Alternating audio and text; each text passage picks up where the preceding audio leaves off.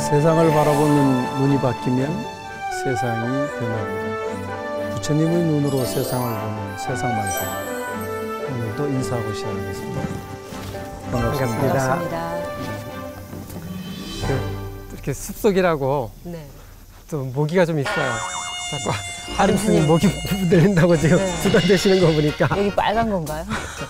뭐 우아래로 다 이쪽 엉덩이 이쪽 엉덩이 좌불안석이 아니 모기가 유독 많이 무는 분들이 있더라고요. 물리는 분들이 있더라고요.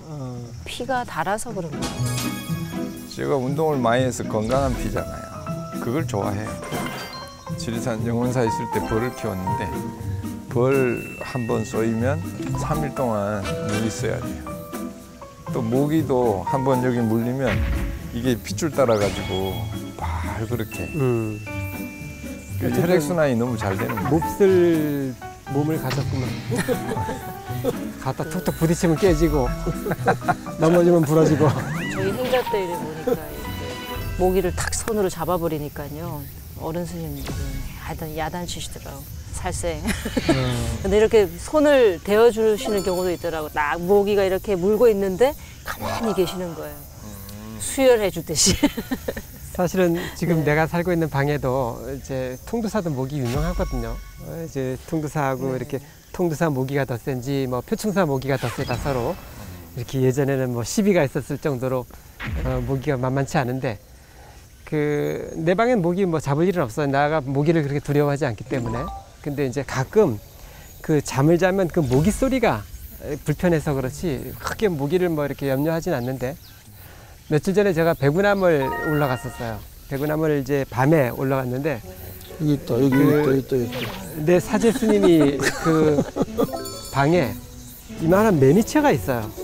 그래서 뭔 방에 매미채가 있나 하고 이제 물었더니만 그 모기를 잡는 채예요.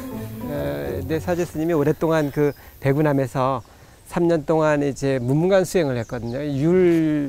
율에 대한 그 공부를 하기 위해서 3년 동안 그 방 안에서 나가지 않고 문문관 수행을 이렇게 했던 스님인데 그 방에 이제 모기채가 있는데 그 모기를 이제 혹시라도 잡지 않으려고 모기채로 이렇게 그 모기를 떠서 모기채가 아니라 이만한 뭐라 하죠? 그 잠자리채라고 하나? 그걸로 만들지 않았을까요? 모기를 떠가지고 밖에 털어내는 거라. 모기를 살생하지 않으려고.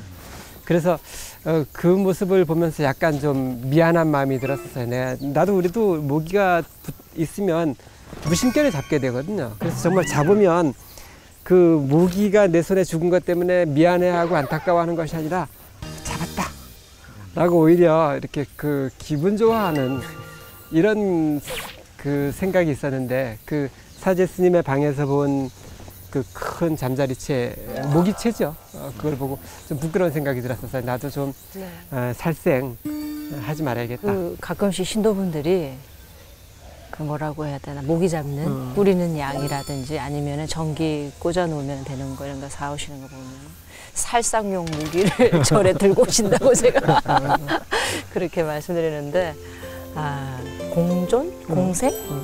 같이 어차피 우리가 자연의 일부잖아요. 같이 살아가는 일인데도 참 요즘에도 모기만 그 모기만 있는 게 아니잖아요. 또 이렇게 바이러스를 감염시키는 모기도 있고 이래서 걱정이긴 하지만 생명이기도 합니다. 이제 제가 경험했던 것은 이제 불교 학생회 출가하기 전에 불교 학생회 활동을 이제 고등학교 때 했잖아요.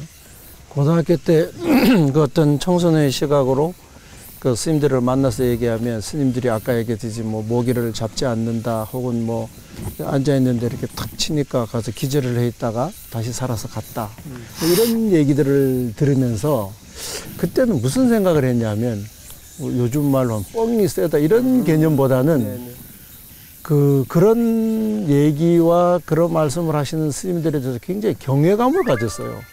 아, 스님들은 진짜 이렇게 모기 한 마리에 대해서도 그 생명의 소중함을 실천하시는구나 하면서 그때의 그 마음은 굉장히 존경심을 가지게 됐었어요. 모기를 잡지 않는다고 하는 그것이 잡고 안 잡고의 문제가 아니라 글 속에서 그 생각 속에서 생명에 대한 자비, 소중함 뭐 이런 것을 느낄 수 있다는 점에서 사실은 이런 얘기들은 얘기들로서로도 지금 어린아이들에게 많이 회자가 돼야 되는데 자꾸 우리가 현실적인 얘기를 하게 되더라고 어느 순간에.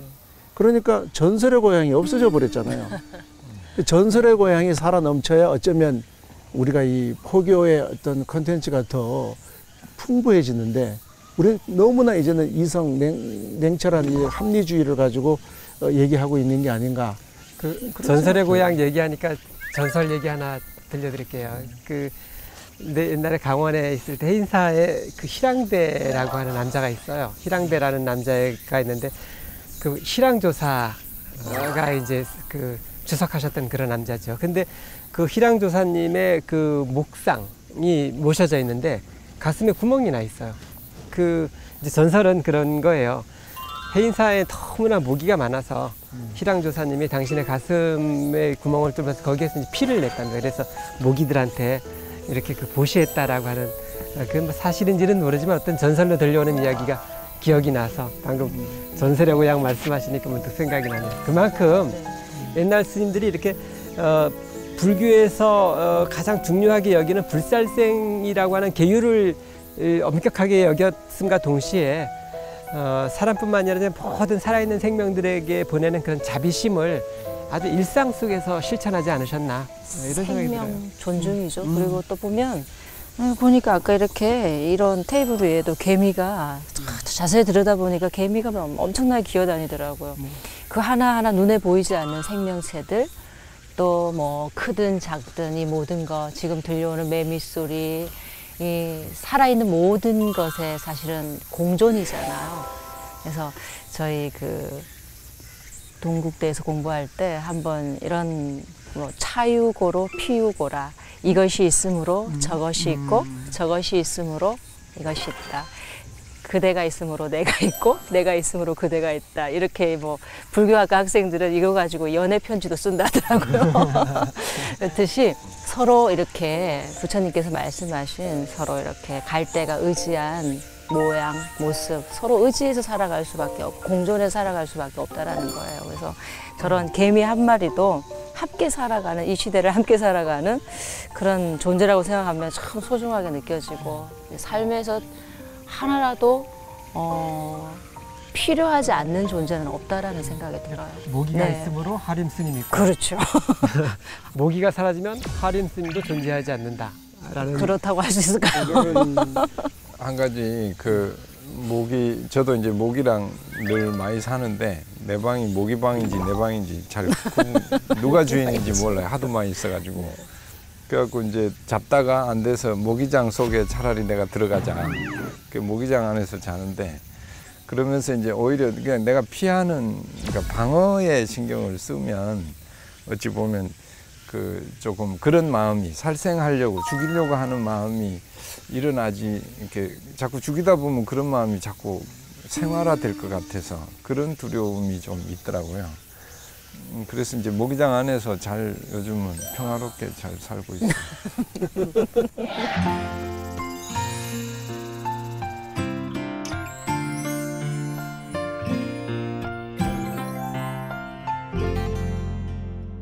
저는 직장생활 5년 차인 평범한 직장인입니다. 현재 영업부서에서 평사원으로 일하고 있는데 요즘 제 위의 상사 때문에 너무 힘듭니다. 저희 회사는 매달마다 실적에 따라 대우를 결정하는 능력제 회사인데요.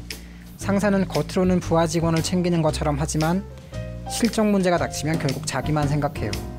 회사의 실적이라는 게 누가 한 거다 딱 눈에 보일 때도 있지만 그렇지 않을 때도 정말 많거든요. 여러 사람들이 함께 노력해서 얻은 결과도 있고 또 애매한 경우가 많은데 그때마다 제 상사는 교묘한 말로 자기 자신의 목만 챙겨갑니다. 매달 부당하다고 느껴지지만 정말 부하 직원이니까 이의 제기도 못하고 참는데, 제가 진짜 화나는 건 이런 상사의 태도 때문에 우리 부서가 점점 이기적으로 변해가는 거죠.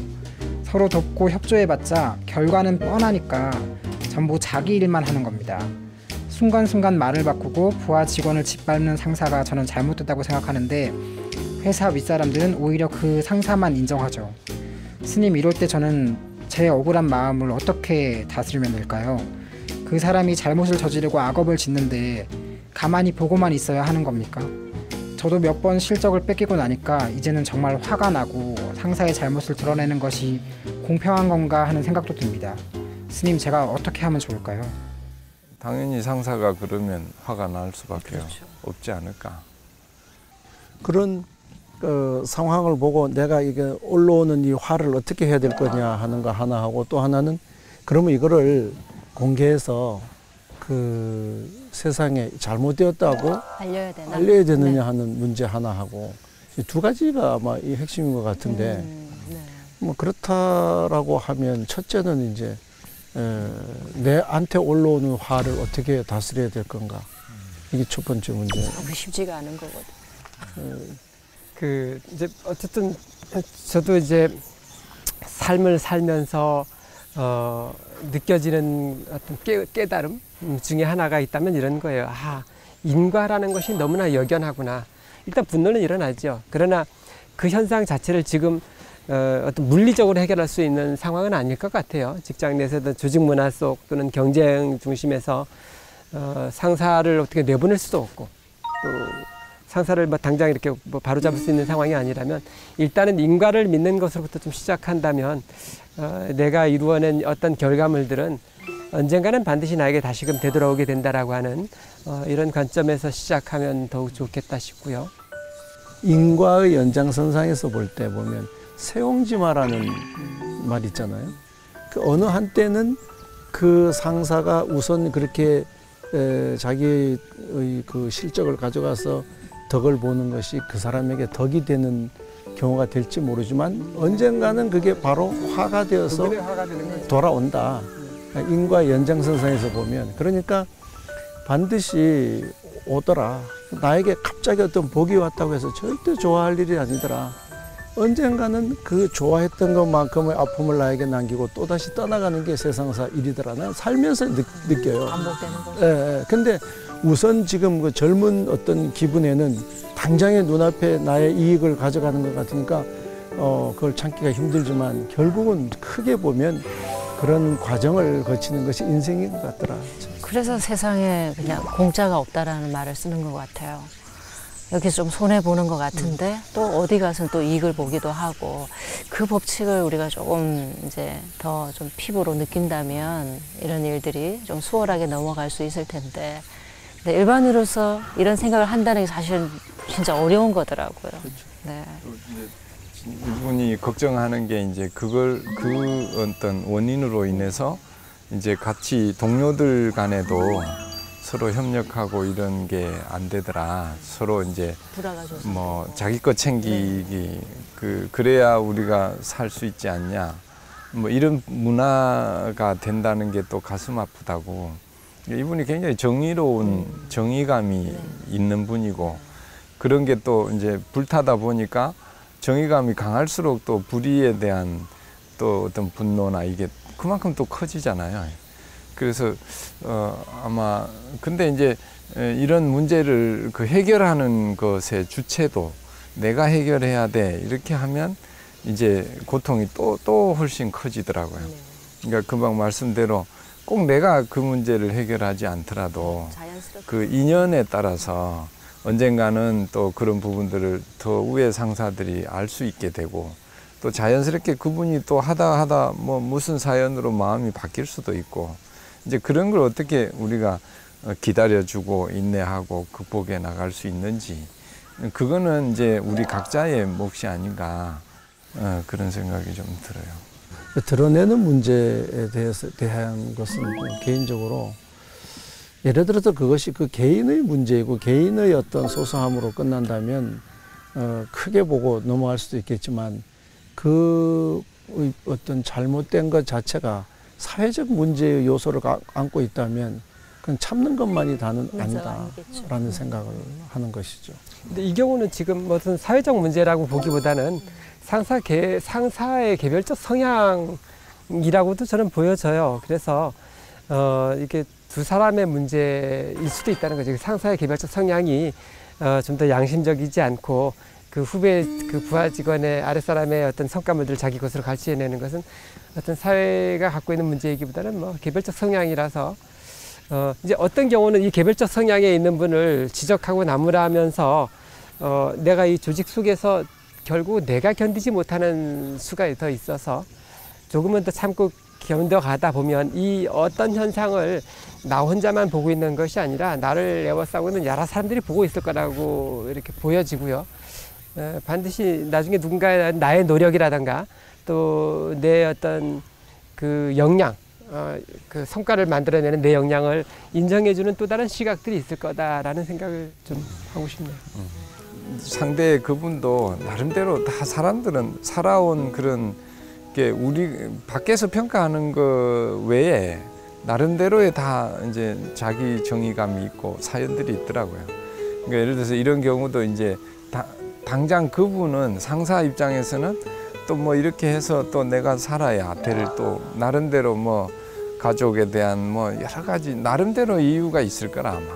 그러니까 이제 그런 것을 자기 어떤 그런 걸로 해갈 수밖에 없는 뭔가 뭐 그런 나약함도 있을 수 있고 또 그렇게 해야 자기가 살아남을 수밖에 없는 뭔가 그런 사연이 우리가 볼 수 없는 이 부분이 있을 거라고 조금이라도 그렇게 좀 봐주고 수용하고 견디고 넘어가는 방법을 좀 활용할 수밖에 없지 않나 뭐 그런 생각이 들어요.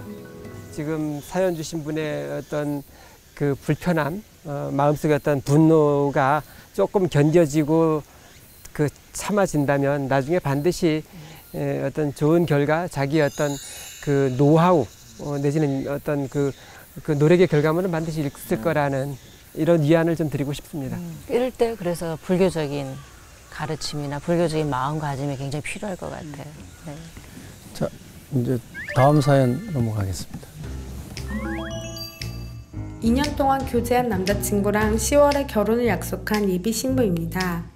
얼마 전 남자친구가 제가 너무 집착이 강해서 힘들다라는 말을 했어요. 너무 깜짝 놀라서 도대체 왜 그런 말을 하냐고 물으니까 자기 사생활에 대해 알려고 하는 게 싫다는 겁니다. 그리고 제가 문자를 자주 하는 것도 집착처럼 느껴진대요. 그냥 교제하는 것도 아니고 곧 결혼할 사이인데 서로에 대해 알려는 것은 당연한 게 아닌가요? 남자친구가 좀 자유분방한 성격인 것은 알지만 이런 말까지 들으니까 많이 혼란스럽습니다. 사랑하면 관심이 생기고 그것을 표현하는 게 자연스러운 일이잖아요. 일정한 거리를 두며 지내려면 왜 결혼을 하나요? 저녁은 먹었는지, 어디에 있는지, 어떤 생각을 하는지, 사랑을 하면 당연히 상대에 대해 알고 싶은 게 아닌가요? 저는 이 세상에서 누구보다 제 남자친구를 사랑하고 있고 평생 함께 살아갈 유일한 사람이라고 생각하는데 남자친구가 그렇지 않은 것 같아요. 저는 그 사람을 위해서 다니던 직장도 그만두고 그 사람이 좋아하는 음식을 만들기 위해 요리도 배우며 열심히 미래를 준비하는데 남자친구는 이런 것도 부담스럽다고 하니 제가 어떻게 해야 할까요? 스님, 좋아하는 마음도 집착으로 느끼는 사람과 제가 평생을 살 수 있을까요? 과연 집착하지 않는 사랑이 있을 수 있는지 궁금합니다. 이거 네. 얘기 잘해야겠는데 결혼 오히려 잘못하면 아니 거기에 대한 답은 저희 여기 스태프분들이 전부 다 남성들이에요. 갑자기 질문을 하고 싶은 생각이 제가 드는데요. 저 상담을 이쪽으로 던질 거야. 그게 아마 여성과 남성의 차이다라는 생각도 들고 또 사람의 또 성향 차이이기도 한데 집착인 것 같습니까? 스님들께서 들으시기는 어떠세요? 그 기본적인 베이스는 남성과 여성의 어떤 그 감정의 차이 내는 감성의 차이로부터 출발하지 않는가 싶고요. 이 사연을 듣고 여유롭게 미소 짓고 있는 작가의 마음을 나는 좀 듣고 싶어요. 아마 저 여성의 마음을 우리 작가님이 좀 이해를 하실 것 같은 생각 들고 근데 겪어보니까 어떤 남성과 여성, 이성 간의 그런 마음과 마음뿐만이 아니라 이 사람과 사람 사이에도 서로가 집착할 때가 있어요. 그것이 뭐 애라는 것이, 사랑이라는 것이 들어가지 않는다 하더라도 내가 관심을 가지고 내가 조금 좋아하다 보면은 그 사람이 어디서 무엇을 하는지 또 어떤 생각을 하고 있는지 때로는 밥을 먹었느냐 뭘 했느냐 이렇게 질문해 오는 것도 때로는 이 상대 입장에서는 부담스러울 수 있더라는 거예요. 저는 어떤 거에서 깜짝 놀랐냐면요. 이렇게 가까이 있는 어느 보살님께서 전화를 하셔서 날마다 통화를 하게 됐는데 날마다 통화할 때마다 스님 지금은 어디세요? 근데 그걸 몇 번 듣고 나니까 왜 이러지? 라는 생각이 딱 들 때가 있는 거예요. 그래서 이게 뭔가 성향과 생각이 다르다 보면은 이런 마음가짐이 생겨나는 것이구나. 사람을 좋아한다라는 것, 또 사람을 가까이 두고 이렇게 함께 생활할 때에 어느 정도의 거리는 있어야 되지 않을까. 아무리 사랑한다 하더라도. 그래서 이렇게 마주 보는 것이 아니라 특히나 결혼을 해서 이제 부부로 살아간다라는 것은 하나의 목표를 보고 이렇게 같이 한 방향을 보고 걸어간다는 표현을 쓰더라고요. 한 방향을 보고 걸어가면서 남성과 여성이 또 남편과 아내가 느끼는 부분이 굉장히 다를 거라는 생각이 들어요. 여성 같은 경우에는 조금 더 확인받고 싶어 하고 또 확인해주고 싶어 하는 마음이 생기는데 여기 보면은 이렇게 생리적으로 남성들은 그렇지 않잖아요. 한 번 말했으면 됐지 뭘 저거 재차 묻느냐 뭐 이런 거 지금 웃으시니까 다 덤검하시는 거죠. 그런 성의 차이에서 오는 문제도 분명히 있는 것 같아요. 근데 우리 하림 스님 어떻게 생각하세요? 갑자기 묻고 그래요.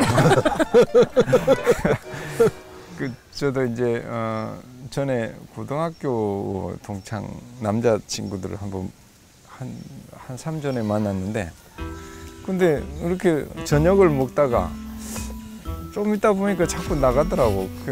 보니까 이제 뭐 소곤소곤해. 뭐 하나 봤더니 부인에게 보고하는 거야 이제. 그래 지금 어디고 뭐 저기고. 나중에 조금 시간 지나니까 다 가야 된대. 그래갖고 이게 참 학창 시절에 그런 기분이 아니구나. 그러니까 뭔가 이렇게 상당히 만나서 반갑긴 하고 그런데 구속이 되어 있구나 이런 느낌이 있었고 또 남자는 이제 결혼을 할 때 보니까 이제 남자는 혼자 뭘 관리 잘 못하잖아요. 그러니까 의지를 하고 싶어 하더라고. 그래서 이제 부인에게 이제 내가 의지하고 싶어서 의지를 했는데 그러니까 의지라는 게 맨날 의지하는 게 아니잖아요. 힘들 때 의지하는 거지. 힘 안 들 때는 자기 하기 바빠. 근데 이제 부인은 보니까 이제 결혼하겠다 하면 이 사람을 관리하려고 하더라고. 키우려고 해. 무슨 애처럼. 남성을 표현하는 말씀 지금 나오고 있습니다. 이렇게 이제 그때부터는 모든 게 양말부터 뭐 옷까지 전부 이제 자기가 키워야 돼. 그러니까 남자는 이제 그게 힘든 거예요. 입고 싶은 그러니까 색깔도 못 입고. 이제 남자가 부인에 필요한 거는 내가 힘들 때 의지하려고만 하는 거라. 그것도 보면 또 이기적인 거예요? 필요할 때만 의지하고 싶은 것도. 이기적이란 말은 이제 제가 쓰기 굉장히 부담스러운 표현이라서 오늘라서. 지금 이 문제는 나오면 답이 없다. 네, 답이 없죠. 두 사람이 알아서 해결할 문제다. 지금 많은 부부들이 지금 그렇게 가고 있는 문제다. 이 질문을 했는데 지금 답이 없다라고 말하면 원래 인생 자체는 이 왕도가 없어요. 학문도 그렇지만 이 부분은 너무너무 사랑하는 아내 쪽과 그 사랑을 다 감당하기보다는 사회적 역할에 더 어쩌면 관심을 가질 수도 있는 남자친구 사이에서 지금 일어나는 문제니까 앞으로 살아가면서 이것은 좁혀가야 될 부분이 아닌가. 왜냐하면 이미 얘기 다 했잖아요. 남성과 여성의 어떤 차이에서 오는 부분인 것도 있고 또 반대로 또 남성과 여성만의 차이도 아니네요. 어떤 면에서 남자가 여자에게 집착을 하고 여자는 조금 이렇게 자유롭게 살아가려고 하는 그런 경우도 성향의 차이 보이더라고. 성격의 차이. 그렇다면 이것은 어떤 하나의 답을 제시할 수는 없다. 다만 두 사람이 끊임없이 대화하면서 서로가 어느 것이 더 삶에 있어서 행복하고 서로에게 필요한 부분인가 조금은 관심을 받아들이는 마음도 가져야 되고 또 한쪽에서는 너무 이렇게 하나 일거수일투족에 대해서 생각하면 남자들은 되게 싫어하는 것이 근본적인 것이거든요. 아까 기대고 싶을 때만 기댄다고 하잖아요. 그러니까 아마 많은 남자의 어떤 분들이 그런 성향일 것 같아요. 우리 지금 그 얘기 하니까 아까 요 카메라 감독님들이 얼굴이 막 환하게 펴지는 것 같은데. 기대고 싶을 때만. 네. 어떤 만남이라는 것이 나의 장점과 또 상대의 장점끼리 결합이 우리가 이제 뭐 만남이지 않습니까? 그것이 이제 뭐 사랑으로 싹 그런 것이 사랑이겠죠.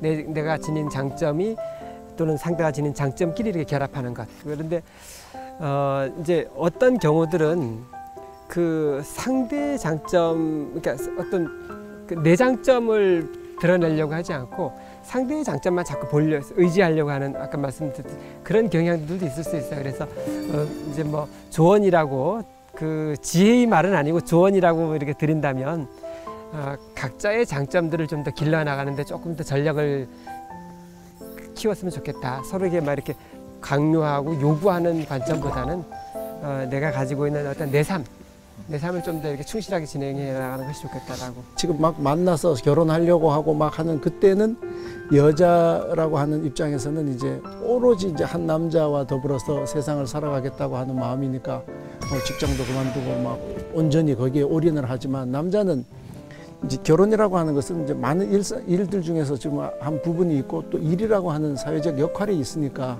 이 둘 사이에서 단순하게 대비를 해도 50%밖에 관심을 가질 수 없으니까 이 둘 사이에서는 어떤 여자는 온전히 남자는 반만 이런 논리가 성립이 되니까 나는 저 여자분 말고 남자친구의 얘기도 한번 듣고 싶어요. 절에 오신 우리 보살님들 그런 말씀하세요. 남편은 방목을 시켜놨다가 한 번씩 들판으로 짝대기 들고 나가야 된다라고.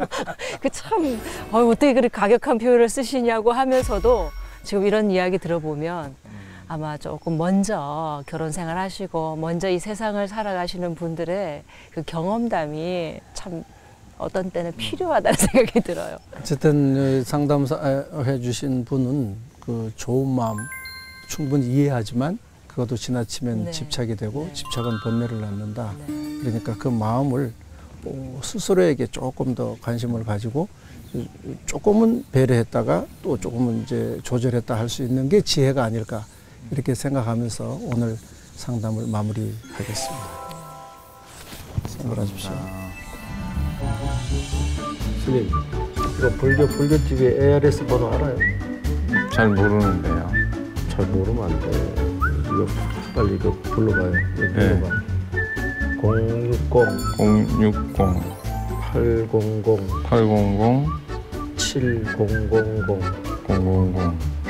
7000 BTN 방송포교 후원 방송포교 후원 이래가지고 예 매일 안 되시는 거라고 알았어요. 갑자기 5천 원인 건 알죠? 네, 알겠습니다. 됐어요. 매일매일 누르겠습니다. 매일 누르세요.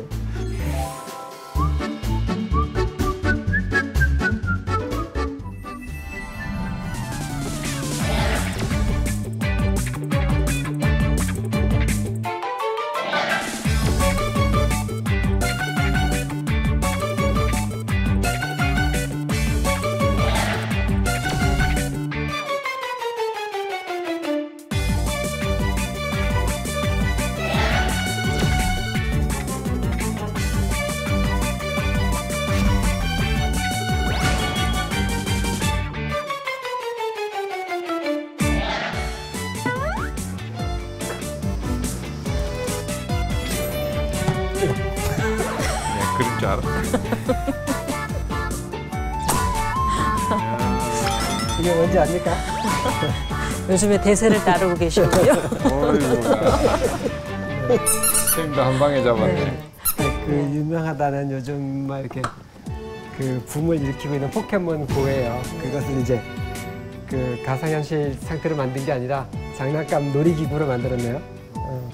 전국이 이 열풍에 어찌 보면 지금 뭐 속초를 가지 않아도 간절곶 네, 간절고. 뭐 거기는 뭐 평상시보다 10배가 온 사람들이 온다 하고 그런데 이제 이 포켓몬고 게임이 우리 사회에 그럼 어떤 영향을 미치나 하는 것도 한번 고민해 볼 필요가 있겠다라는 생각이 들어요. 낙산사에도 나타났다. 그래서 거기서도 할 수 있다고 해가지고 낙산사를 한번 가봐야 되나. 아니, 평소에 게임을 즐기는 거예요? 전혀 안 하죠. 게임했던 경험은? 없어요. 게임을 별로 좋아하지는 않았는데 뭐 요즘에 지난번에 알파고 이런 것들에서 이제 시작해서 이 포켓몬고 이런 게 하나의 붐처럼 일어나니까요. 관심이 가더라고요. 그래서 어떤 건지. 그래서 지인이 그 속초에 가서 바로 이렇게 찍은 것을 보내줬더라고요. 밥그릇이 나타나 있는 모습. 아, 좀 신비롭기도 하고 어떤 것일까 궁금해지기도 하고 저희도 그랬는데. 이제는 게임이 어떤 가상 공간을 넘어서 현실에 와 있다는 거예요. 그리고 앞으로 이 현실을 어디까지 더 발전시켜 갈 것이냐 하는 그런 인류의 어떤 그 흐름 차원에서 이것을 우리가 면밀히 봐야 된다. 즉 우리가 뭐 색즉시공 공즉시 세계라는 얘기를 우리가 맨날 했잖아요. 그러면 색과 공이 다르지 않다라고 했을 때 그것이 설명되어질 때 사람들이 이해하기 쉽지 않았다면 이제는 현실과 가상이 이제는 둘이 아니고 하나다라는 그런 차원에서도 이 게임은 다른 게임과 달리 게임 세계에 있어서의 하나의 진보고 어쩌면 앞으로 이 게임을 어디까지 끌고 갈 건가를 고민해 볼 때 이 변화는 지금까지 이게 뭐 G라고 하는 표현을 할 때 2G, 3G, 4G 뭐 이렇게 막 나가잖아요. 이런 차원에서 이건 엄청난 변화다라는 측면에서 나는 긍정적 얘기를 하는 것이다. 기술의 발전의 변화로 사실은 좀 포인트가 이제 봐야 되지 않냐. 근데 이제 그거를 극장에 가서 3D 안경을 통해서 보는 게 아니라 핸드폰이라고 하는 우리가 늘 갖고 다니는 이걸 통해서 그런 걸 이제 볼 수 있는 그런 게 이제 개인화 된다라는 거죠. 근데 이 기술은 예를 들면 뭐 그냥 여기에 그 부처님이 나타나게 할 수 있는 거죠. 우리가 2500년 전에 못 만났던 부처님을 그냥 여기 현상에서 볼 수 있어요. 입체적으로. 이제 그런 부분이 이제 영화에서만 한 번씩 봤는데 이런 게 실제로 이제 우리 현실에 그 기술이 다가온다라는 흐름인 것 같아요. 전혀 여기에 지금 이렇게 우리 스님들이 사실 이제 이 주제가 우리가 다룰 만한 주제인가 싶은 나이러니 그 염려스럽기도 한데 홀로그램으로 부처님이 이 앞에 나타나는데 우리한테 어떤 의미가 있을까? 이런 생각이 들고요. 우리가 이제 과학의 발전을 뭐 로봇에 비유를 한다면 로봇이 우리가 과학의 발전을 통해서 로봇이 마치 우리 인류에 엄청난 이익이 될 것처럼 그 신산업이다라고 말하지만 사실은 로봇의 발전을 통해서 우리가 가지게 될 많은 우리들의 역할이 줄어들고 우리가 로봇한테 다 무언가를 맡기고 우리 뭐 할까요? 맞는데 문제는 뭐냐면 그래도 로봇이 우리 옆에 와가지고 우리 일을 하는 것은 현실이라는 거예요. 아무리 현실이라 할지라도 우리가 그것을 무작정 받아들이고 인정할 것이 아니라 이제 종교적으로는 그런데 문제성을 좀 더 부각시키는 노력을 해야 된다. 절을 버리고 혼자 가서 쉬어야 되는 거. 근데 분명히 그 과학 문명의 정점은 분명히 있는 것이거든요. 그 지난번 우리 그 국제 불교 박람회에서 안경을 쓰고 이렇게 가상 현실 세계를 이렇게 만나봤잖아요. 3D로 또 4D로 이렇게 만나봤는데 보니까 그 자리에서 쓰니까 불국사 전경이 이렇게 현실처럼 바로 보이고 이제 이런 것을 어떤 면에서는 불교 이 포교적인 부분으로 활용할 수도 있다라는 얘기예요, 스님. 현실은 또 현실에 맞게 우리가 그 문명을 적절하게 이용할 수 있어야 된다는 것이 제 생각인데요. 이제 그런 부분을 이제 우리 불교계나 이런 정신적으로 그렇죠. 그 고민하는 분들이 이제 문명의 변화를 어떻게 잘 받아들이느냐. 해석하고 이렇게 그런 고민들은 항상 해야 되는 것 같아요. 전 이런 현상은 난 중독이다.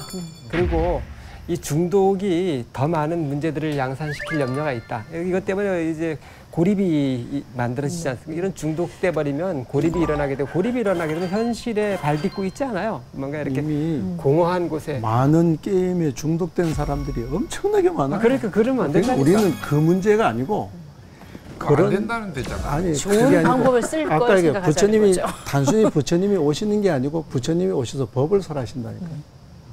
그러면 우리 사람들이 그걸 바라볼 때 그냥 게임의 개념이 아니라 이제는 그 자체가 부처님과 같이 호흡하는 그런 세계가 멀지 않았다.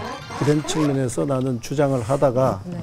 편지로 들어가야 되는 네. 이게 좀 묘한 상황인 것 제가 같아요. 이제 또 편지가 도착했는지 얘기 꺼내놓고 도망가는 분이 있는데 확인을 하는데요. 확인하면서 생각나는 말이 물이 흐려지면요 스스로 자정작용을 하더라고요.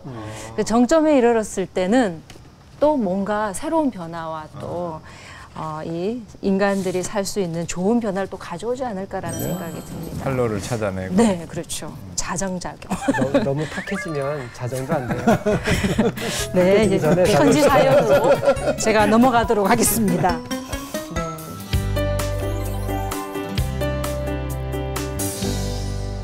스님 안녕하세요. 이렇게 저의 이야기를 꺼내놓으려니 망설여집니다. 3년 전 남편의 외도를 처음 알게 되었고 그 후 저는 사는 게 말이 아닙니다. 어쩌면 너무나 믿었던 남편이라서 또 아이들과 저에게 다정하고 따뜻한 사람이라서 충격이 더 컸습니다. 남편은 1년 정도 시간이 흘러서 관계를 정리하고 제게 용서를 빌고 다시 가정으로 돌아왔지만 저는 남편을 예전처럼 대할 수가 없었습니다. 이제는 시간이 흘러 과거의 일이 되었지만 문득문득 떠오르는 기억 때문에 괴롭습니다. 남편이 말하는 대로 저도 한 번의 실수로 가정을 깨고 싶지는 않습니다. 아직 공부하는 아이들에게 상처를 주고 싶지 않거든요. 그래서 저도 어떤 식으로든 지난 일을 덮고 용서하고 싶은데 마음이 제 마음대로 되지 않습니다. 겉으로만 부부로 살아가는 지금의 생활을 계속하는 것이 옳은지, 말로는 용서한다고 하면서 저는 영원히 그 사람을 용서하지 못하는 건 아닌지 고민이 됩니다. 잘못은 그 사람이 저질렀는데 저만 괴로운 것 같아요. 스님들에게 좋은 말씀 부탁드립니다. 라고 사연을 주셨는데요. 참 지금 현재 마음이 어떠하실까. 다는 헤아리지 못하지만 뭔가 좀 짐작이 갑니다. 매번 이제 그 문제를 저질러낸 사람이 그 상담을 해오는 것이 아니라 그 문제 때문에 고통받는 사람이 이제 상담을 요청해 오지요. 그래서 참 안타깝게 같이 이렇게 그 울어주면서 같이 안타까워하면서 그 사람을 위로해 주는 것만으로 이제 상담을 마치곤 했었는데 뭐 제가 그 달려가서 그런 그 문제를 일으킨 사람을 되돌려 놓을 수도 없고 또 무조건 참으라고 말하는 것도 이건 너무 그 힘들어하는 분에게는 모진 일이다 싶어서 그냥 이렇게 참 안타까워하고 들어주고 위로해 주는 것으로 이제 상담을 마무리했었는데 참 안타까운 내용들입니다. 네, 때로는 이런 이야기들을 가장 가까운 뭐 친척이라든지 친구라든지 또 심지어 아들, 딸 가족하고도 사실 나눌 수 없는 이야기거든요. 또 남편의 어떤 자존심은 지켜줘야 된다라는 그런 또 마음을 또 분명히 가지고 계실 것 같아요. 이렇게 보내주시는 것마다 사실은 좀 마음을 열어 보이셨다라는 생각이 드는데 용서라는 게 쉽지가 않죠. 참 이렇게 용서된 것 같은데 용서해준 것 같은데도 또 문득 쳐다볼 때마다 생각이 난다 하시더라고요. 참 쉽지가 않은 건데. 요즘에 뭐 EBS에서 그 뭐 달라졌어요인가? 그 프로그램을 요즘은 자주 봅니다. 어떻게 무서울 정도로 저렇게 상대방을 미워할 수 있을까? 거기에는 다 이제 그 수많은 시간 동안 함께 오래 함께 한 기간만큼의 섭섭함과 어떤 분노의 분노의 어떤 근거, 그 뿌리들이 있더라고요. 그래서 아마 이분도 이제 다른 사람들도 이보다 훨씬 더 큰 어려움들을 안고 살고 있구나. 들여다보면 사실은 굉장한 아픔들을 안고 있더라고요. 이제 또 이렇게 사시다 보면 어찌 보면 이게 가장 큰 어려움이 지금은 어려움일 수 있지만 지나고 나면 또 더 큰 어려움들이 사실은 더 많이 생기더라고요. 뭐 경제적인 거 말할 수 없이. 그래서 뭐 힘들고 고통스럽겠지만 또 하나의 산을 넘어가야 되지 않나. 당신의 마음을 위로하는 그 방안을 스스로가 결국은 찾아내야 되더라고요. 내 마음 내가 평온하게 하는 방법은 누구도 해줄 수 없으니까 그런 부분을 뭐 앞에 했던 분처럼 뭐 기도라든지 어떤 수행이라든지 이런 부분이 나를 위로하고 격려하고 평온하게 할 수 있지, 어떤 대상이나 어떤 뭐 다른 것들도 결국은 그것을 해주지 못하더라고요. 그 미장원에 가세요. 그래서 당신의 머리 스타일을 바꿔보세요. 백화점에 가셔서 옷을 한번 사시고 친구들을 만나서 레스토랑에서 좋은 음식을 먹으십시오. 이렇게 조언을 드렸었어요. 뜬금없는 그 상처, 그 아픔을 치유하는데 아주 뜬금없는 이야기 같지만 어쨌든 먼저 내 안에 도사리고 있는 슬픔과 배반감 그리고 그 고통을 누가 대신 치유해 주지 않더라고, 이 문제에 있어서는. 그렇다고 친정집에 말할 수도 없고 시댁이 그것을 위로해 줄 수도 없고 친구들에게도 말할 수 없는 사항이고 남편 역시도 이 문제에 대해서 나를 위로해 줄 대상이 아니기 때문에 당신 스스로 당신을 위로하는 시간을 가져야 됩니다. 그 방법이 바로 머리를 바꿔보기도 하고 또 옷을 바꿔서 자신의 분위기를 변화시키고 이렇게 친구들과 함께 레스토랑에서 자기 자신을 위한 시간들을 가져보셔야 됩니다. 그래야만 먼저 내 안의 상처가 치유되어지고 내 안의 상처가 치유되어야만 변화할 수 있는 가능성을 우리는 찾아내지, 내 안에 상처가 가득한 상태로는 아무리 훌륭한 조언이라도 그것을 그 가능성으로 적용시키지 못합니다. 그래서 먼저 당신 스스로가 건강해져야 되고 당신 스스로가 당신을 위한 시간들이 필요합니다. 이런 조언들을 해드렸었어요. 이제 남편은 어쨌든 뭐 표면적으로는 다시 원자리로 돌아왔고 지금 남은 것은 그걸 받아들이는 나의 마음인데, 아까 이 편지 글 속에서도 무엇을 얘기했냐면 아이들도 있고 하기 때문에 가정을 더 바탕시키고 싶은 생각은 없는데 다만 내가 힘들다는 것이거든요. 내가 힘든 그것도 결론에 가서는 나의 힘듦을 누가 와서 해결해 주지 못하니까 결론에서는 원론적인 얘기지만 용서하고 안고 가는 것이다. 용서하고 안고 가는 것이다. 왜냐하면 남편은 이미 이제 일상을 되찾았고 이제 내가 이제 그 마음에서 그것을 참여로 받아들여진다고 하면 이것은 해결되는 문제니까, 다만 이것이 반복되어지는 어떤 일이 될 때는 그때는 이건 감당하기 힘든 일이지만 이번에 이것이 어쩌면 시작이고 마지막이 된다는 전제로 일단은 용서하고 내가 용서하고 가야 되는 부분이 아닌가. 그런 면에서 자기가 이것을 용서로 받아들이려고 할 땐 무척 힘드니까 그런 방법적인 면에 있어서는 만주 스님이 얘기했던 방법이나 혹은 하림 스님이 얘기했던 이런 걸 참고하면서 부단히 자기가 이것을 극복해 가야 할 문제지 옆에서 많이 도와줄 수 있는 것은 굉장히 적다는 생각입니다. 용서는 남을 위해서 하는 게 아니라 어쩌면 자기 자신을 위해서 하는 것이다라는 말도 있는데 용기 내시고 마음의 평안을 얻으셨으면 합니다. 네, 네. 용서하시고 희망을 힘내십시오. 미장원 한번 가세요.